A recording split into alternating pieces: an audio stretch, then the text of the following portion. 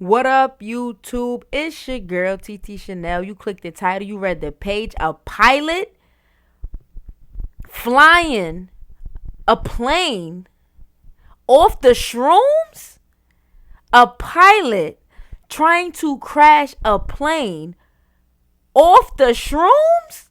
I don't know if I'm more confused at the fact that a pilot was high off shrooms at the time of flying a plane, or if I'm more confused at the fact that he got so high that he thought to crash the plane. Listen, I don't know. I have so many questions. So do you. Let's get to this video, man. Shout out to Live Now. Who this? Oh, this Fox. Shout out to Fox 5. You'll remember that off-duty pilot sitting in the cockpit on the Horizon Air flight coming from Everett, Washington to San Francisco, diverted to Portland, Oregon, after this off-duty pilot threatened to pull a lever or some type of an emergency handle to shut off the plane's engine. Well, that off-duty pilot appearing in court there today in Multnomah County, and you can see him right there, Joseph David. He looked like, I was just telling somebody the other day, like, one thing that scares me when I'm flying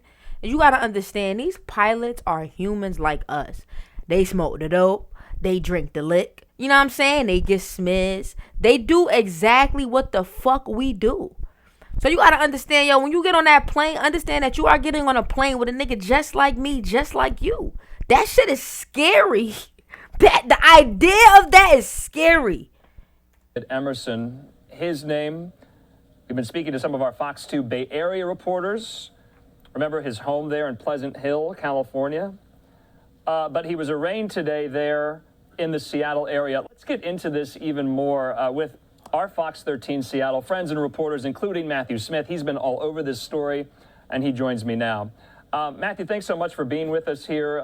You've been covering this pretty extensively over the course of the last 2 days. I have the criminal complaint in front of me, and it is so wild. What have you found out? Who have you spoken to? My boy said it is so wild. I'm screaming. In this story?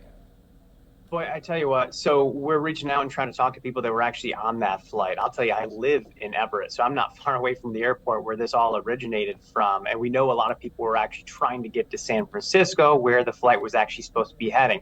I've been talking to a lot of people, though, on the law enforcement side today, both in the Multnomah County Sheriff's Office, the people that work the jail there, the prosecuting attorney's office, and also the U.S. Attorney's Office, because you see, he's actually facing charges in two different tracks, both locally and federally. Today, the video that you just saw is video of him at the Multnomah County Courthouse. That's out near Portland. That is where that flight was diverted to. And again, he's facing more than 150 charges. Damn, more than 150 charges is crazy. Well, no, it makes sense because he was bugging the fuck out. But I'm just saying, that's a lot. 3 of those are attempted murder. And one of the wildest things, you noted that court document. He actually says, I messed up everything, and he told a flight attendant, according to that document, that he was trying to kill everybody. Today, he pleaded not guilty. We actually had a chance to listen into the court system as it was unfolding today. There is probable cause to believe that defendant has committed one of the offenses. It is a low point for 44-year-old Joseph Emerson, now facing 83 attempted murder charges. The longtime pilot was a regular in our parts, not only as a pilot for Alaska Airlines, but as a Cheney grad. I've flown a variety of aircraft throughout my career. Damn, homie. In college, you was the man, homie. What the fuck happened to you? You off the shrooms trying to crash niggas. In a video posted by the Cheney School District several years back, Emerson was being celebrated in this profile. He talked about falling in love with flying as a kid and knowing it was his future. The background that I got through my experiences in Cheney as a community, in Spokane as a community. I ain't gonna lie though, like, even right here, he look like he off some shit. I ain't gonna lie, I'm about to be scared as fuck to fly. Helped make me the man I am today. They're just great neighbors, nice people. Neighbors in California couldn't believe the news either. From the well-manicured lawn down to the Halloween decorations, nothing seemed off.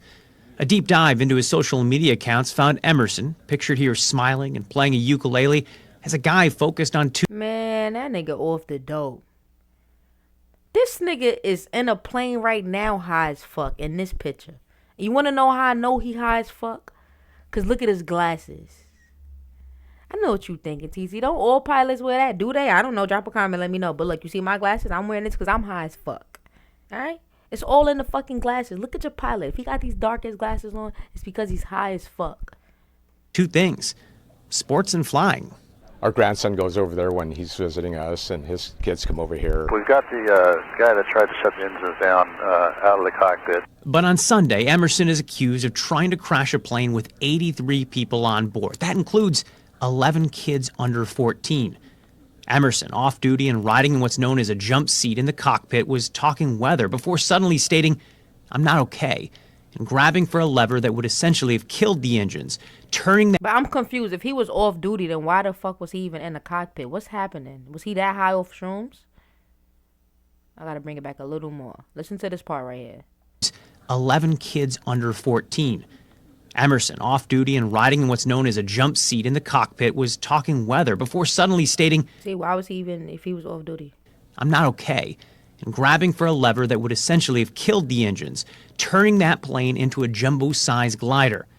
Now, FlightAware shows how the flight, meant for San Francisco, quickly rerouted to Portland. In a court document obtained by Fox 13, we learned that he told a flight attendant, quote, "You need to cuff me now or it's going to be bad," only later to reach for an emergency exit before a flight attendant stopped him.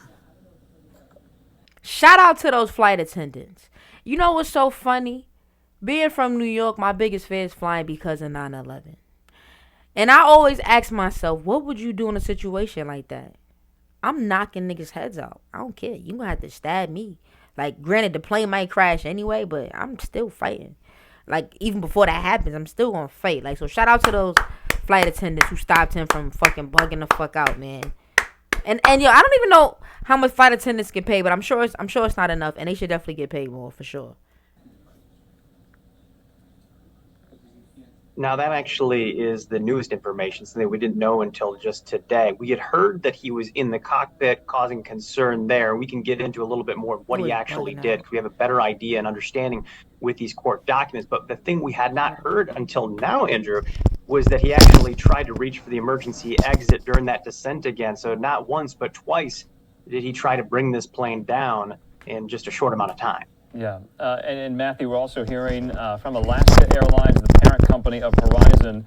Drop a comment, tell me what I missed. I had to check on my doggy, bro. And they were quite declarative today. They said at no time did the plane's engines shut off at all. So kind of like two thwarted attempts by Emerson there to disrupt this flight, and it could have been so bad.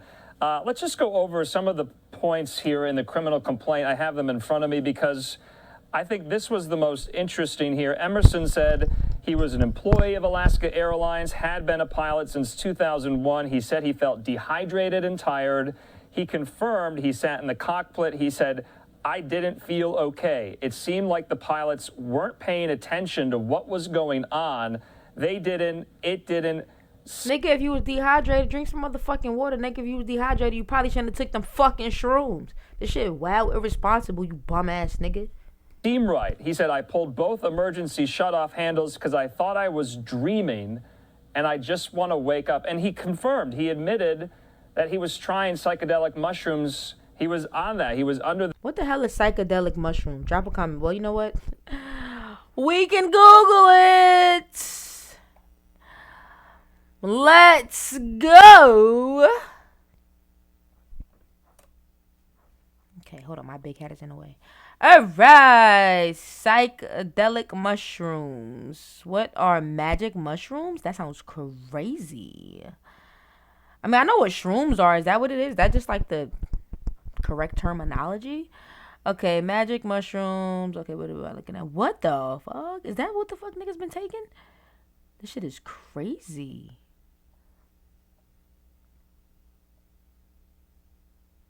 Okay, guys, I'm sorry. I'm just trying to understand. Because, like, you know, we all took some shrooms. You know what I'm saying? But, like, what the fuck kind of shrooms was he on? All right, we're going to look into that further one day. One day I'll do a whole video on psychedelic mushrooms and regular shrooms so we can know what the fuck we taking. Because I don't ever want to be on his type of time. Their influence at the time, right? So Drop a comment if you ever took shrooms, because I took shrooms. And the first time I was bugging out. Second time, what happened the second time? Second time that happened, I feel like they didn't give me shrooms. They gave me some other shit. But the first time I did, I was bugging out. Like, first time I called all my girlfriend, well, all my exes and shit, and I told them everything I did except for one, because I refused to admit some shit to her. But yeah, I was tweaking. he says in the court documents that we were able to obtain today that it was a day or two prior to that flight and that he hadn't slept in 40 hours. We don't know what that exactly means. Had he taken the mushrooms, couldn't sleep, continued to not sleep? Yo, that's a fact. I ain't gonna lie. Well, I don't know about shrooms, but X definitely keeps you up. I don't know about shrooms. Was he under the effects? We don't really know clearly. They don't state all that specifically in this court document. What we do know is that he was depressed. He was talking about how nothing was right ever since he lost a dear friend of his. Again, that he was on mushrooms at one point. You see what he just said? That he was depressed. That's what I'm trying to tell you. This is the scary part about flying, because your pilot can be having a bad day. Your pilot can be stressed, depressed, losing. Your pilot probably just only had 3 days off from losing a person. That's another thing I don't understand about America, because 3 days is not enough to get over a person, but I understand the concept of business. So, whatever. But that scares me. Like, not everybody could be like me, guys. Like, if only y'all knew what the fuck I gotta go through on a daily basis, and I still do these videos. Not everybody could be like me. That's a talent. So, I wish I knew how to fly planes. Because you probably, because I smoke too much dope. I smoke the dope. And I smoke the dope a lot. Yeah, no. Y'all wouldn't want me flying your plane.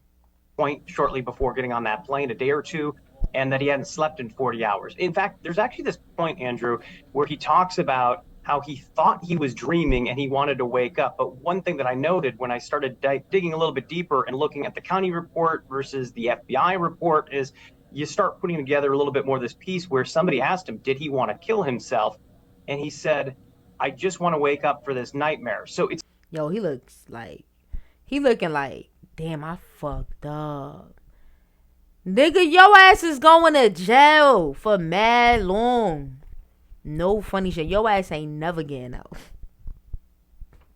This nigga took shrooms and became a terrorist. Yo, I never want to take shrooms again if that's what the fuck niggas is gonna be on, B. And there's certain drugs you should know not to take when you about to get on a plane. Like, I smoke the dope, and I be mad because the TSA blows my shit immediately. So I be like, damn, imagine if I was on something else. They probably wouldn't blow mine. But still, you don't want to be too high, my nigga. Like, paranoia is real already when you on a plane. You already thinking the absolute worst. Imagine being dumb high on a plane. And now imagine being dumb high and flying a plane. What? Nigga, you ever been so fucking high that you know you fucking high and you know you're not functional at fucking all, and you attempt to do some functional shit and you realize that you cannot function when you are high? That's how high this nigga was, and he still tried to function. It's unclear whether he was talking about ending this nightmare that was his life or a literal nightmare like he was asleep while he was up there. Obviously, a lot of people think that he was disturbed, and he did, frankly, admit to the flight attendants and the flight crew that he was trying to take that plane down. He actually at one point said that he was admitting to everything that he did, only to go to court today and then plead not guilty. Wow. Also, I was kind of curious about the interaction in the cockpit amongst the pilots. Yo, I ain't gonna lie, people do snap.